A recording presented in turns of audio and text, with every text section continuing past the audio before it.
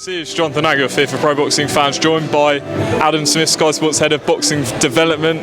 Adam, I'm the last one of the day. I bet you're glad to hear that, but a big fight for Richard Riakporhe. His world title hopes, I guess, hinge on winning this fight. Thank you for waiting around, Jonathan. There's been plenty in the boxing agenda to talk about, and maybe we save the best till last. I hope so. Richard Riakporhe, not from me, from you, question-wise. Richard Riakporhe, great fight against Fabio Turchi, a fight I wanted to see a few weeks ago, but obviously with Fabio pulling out, we saw Dion Juma instead, which respect to both of them for taking that fight. Good fight. Richard came through, and I think this is the right test again for him. I think he's not there yet, ready for a world title challenge. It's difficult because he's past domestic level, but he needs one or two acid tests, and I think this is what Angel, and I hear Robert Garcia will be in the corner too, what they want to see from Richard, whether he can deal with a seasoned, strong, tough, pretty powerful puncher in Fabio Turchi, who's had plenty of notice for this. It's a great top of the bill. Lauren Price turns professional. Cannot wait for the start of this. I'm probably as excited as I was when Katie Taylor turned at the same arena a few years ago. I think Lauren is going to be incredible. I think she's going to win world titles, maybe at different weights, and she's just one of many fantastic young talents that we've got. We saw Caroline turn over recently, Fraser Clark too. We've got Karis Artingsall in a couple of weeks, and we have Ben Whittaker, of course, who also says he saves the best till last, and he wanted to be right at the end. So yeah, that's July the 2nd on the Great Hughie Fury Michael Hunter show. So yeah, lots happening. Very excited about Saturday night. Riakporhe, Lauren Price, some really good 50-50 fights, possibly top to tail. Boxer's best. Certainly in terms of the trade, best delivery of fights. Really like Sebastian Formella challenging Chris Congo. Really like Zach Chelly and Jermaine Brown. Really good fights, and some Vidal Riley back. Great to see him. TKV Ebony Jones. Great undercard, and great main event. It should be a fun night. In terms of Richard Riakporhe, you've headlined him now, I think, 3 times at least since he moved to Boxing Sky. In terms of how you're seeing him relate to the casual audience, how is he? How are the casual audience taking to Richard Riakporhe from what you see on digital and social? How big is he becoming? I like Richard Riakporhe's story, and I thank Ben Shalom for bringing Richard to us right at the beginning. I guess when you're building a stable, you've got to sort of have 1 or 2 names that you've got to take a chance on and headline with. And what Richard's got is obviously got the fantastic backstory, the boy who came good from the gang life, and hugely respectful to him for choosing the right path. Chose education and boxing. Great motivational speaker. Obviously looks fantastic. He's got these model contracts. He's tied to a football team as well in Crystal Palace, and he can fight and he can punch. In terms of, he's cleaned up at domestic really, and he's done that from being pretty raw, and now he's sort of fine-tuning the technical skills. We're giving him the platform because he's the right sort of fighter for that platform. It's a great story. It's a wonderful tale of the boy who came good, and if he's good enough in the ring and can become a world champion, the future is so bright for him. And I think Ben has done a really good job of Richard, and I think that if we can take him all the way, which will be tough. Would he beat the likes of Lawrence Okoli now? I'm not sure. If you give him 9 months a year, it's going to be tough, but he says he's going to be a world champion, and he's got a lot of power and developing skills and getting the experience now. He's going to be a hard night for anybody. So if he can become a world champion, maybe he gets a world title and fights Okoli in a unification somewhere. I think he could be really successful. I think this cruiserweight division, Vidal's coming into it now. It's mad, isn't it? It's a crazy division. Jordan Thompson from the other side, I really like the look of him. So many, Chris Billen-Smith, and I love it. And it's fantastic. Great times. On Saturday we had George Kambosos and Devon Haney shown on Sky Sports. Now ESPN, I think the reported figures were over 1 million viewers for the fight. In terms of how well it did on Sky at 4 a.m. or whenever it was, how well did it do in comparison to previous US fights you've broadcast? Well, we did the repeats as well in the early hours or the better time on the Sunday. So we were pleased because Devon Haney's masterclass was, obviously it got around the world how well he performed. So people tuned in on the Sunday, and I think people still are for the repeats as well. I'm just really proud of Devon and the team and the build-up that he had. I spent time with him out in America, and he didn't really know who was training him at that point, and he had the daunting task of going to Australia. Never really been out of America, certainly as a pro. He's used to Vegas. He's used to having everything his own way, and he had to do it the hard way. 8,000 miles of travel, 45,000 Australians there waiting to see their hero, a Spartan warrior in front of him, George Kambosos, who was desperate to impress in front of that crowd. And Devon just showed how good he was. The art of boxing, beautiful jab, painted a picture, I thought, on that canvas. Fantastic performance. People said it wasn't exciting. I thought it was a terrific display. Grabbed all the treasure, hardly come out of second gear. Yes, he could rematch George Kambosos, who'll come again, no doubt. But I thought it just showed how good Devon Haney was. And Shakur Stevenson showed how good he was a few weeks before. Naoya Inoue showed how good he was. I mean, it's absolutely brilliant at the moment. Gervonta Davis, who do you match him? Haney could fight Lomachenko, he could fight Kambosos again, he could fight the Tank, he could fight Teofimo Lopez. So many. It's great times for boxing.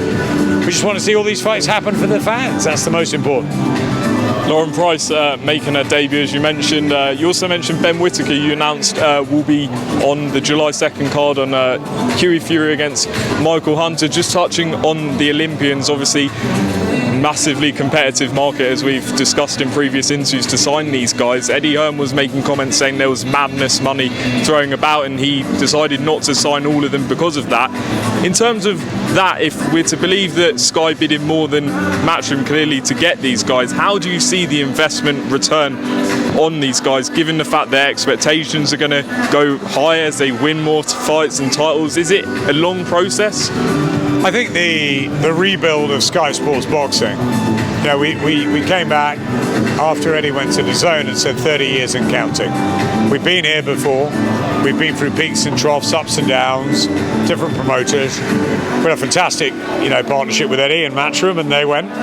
So we had to rebuild, and I think that Ben and I have worked exceptionally hard over the last 10 to 12 months, being very aggressive with the young generation, and we feel that we've paid the money for quality, and Ben Whittaker and Lauren and Karis and Caroline and Fraser and Adam Azim, and these youngsters are going to come through. Look at our show in a couple of weeks. It's young guns. Yes, Sam Eggins on there in a good fight, but this is a chance for Adam Azim and Karis Hardingstall turning pro, and Corey Gibbs and Dylan Chima, who've come through the tournament routes. Now, we believe in the future. This is a long process. It's a build. We're not rushing to get it done. Yes, we put some good fights on this year, the likes of Eubank Williams, that's got big eyeballs, Taylor Cattrall, the box office event with Carl Brook. We've got a cracking June with the light heavyweights next week. We've got July 2nd with Michael Hunter and Hughie Fury.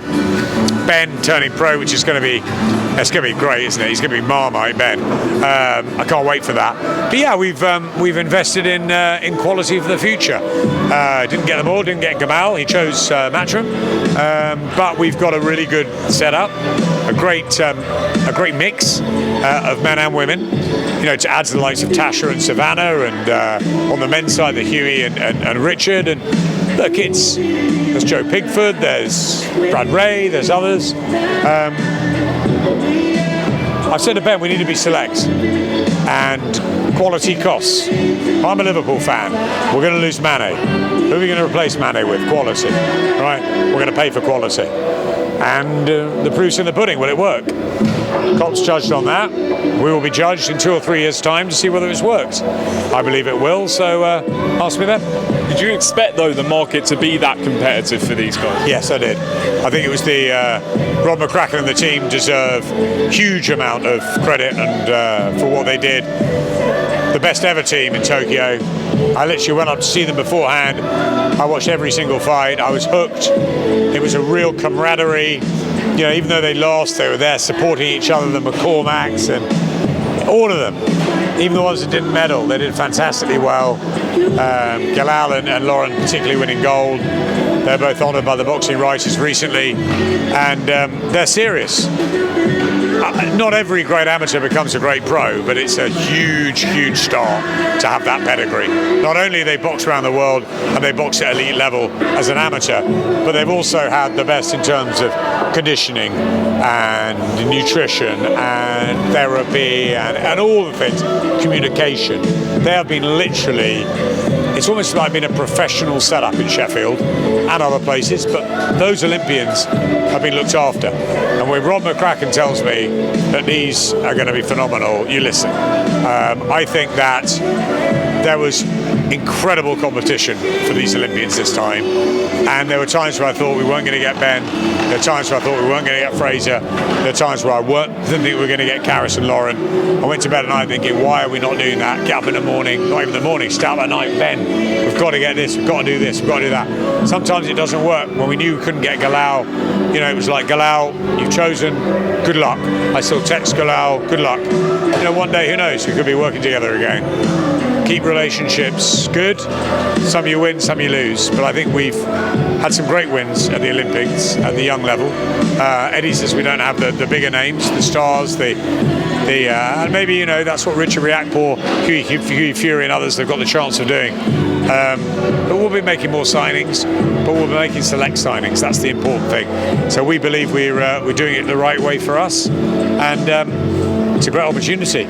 You know, they deserve this money, they deserve this acclaim. They're fantastic athletes, the Olympians. I mean, as someone who's been in this business for over 20 years, or, you know, were you surprised by people saying that, you know, Sky and Boxer have overpaid for fighters? You've done this for years. We have, and prices change, and sometimes you have to pay money. Ben's signing them up with a broadcaster. I'm just helping him and encouraging him where I think, you know, he should be looking at, and telling him off when I think he's not looking in the right way. You know, we're just trying to, John Wischusen, myself, him, and my team, they're trying to use our expertise. Matt Macklin knows the business inside and out, and there's others. Ed Robinson, our senior producer, and you know, we all talk, and we're trying to do the best for our Sky customers. Boxer trying to do the best for their young business. Top Rank obviously, you know, trying to. They've got a great deal with Sky, and they've had some fights over here, and it'd be great to see the likes of Inoue and Devon Haney come over, or Shakur. It'd be brilliant, wouldn't it? We'll see. We got Lama over a while back. Let's see if we can get one or two of those over. We're very happy with our Top Rank and Boxer stables. Yeah, you're right. I've seen it all come and go, and the most important thing is that you know, I work for Sky Sports, and we want to make sure that our fans, our customers are getting the best they can. We can't have everything. There's a huge competition in boxing at the moment. There's a lot of money flying around, and but what we've got, we're pretty pleased with, and we'll be looking to grow that and just deliver as many great shows as we can.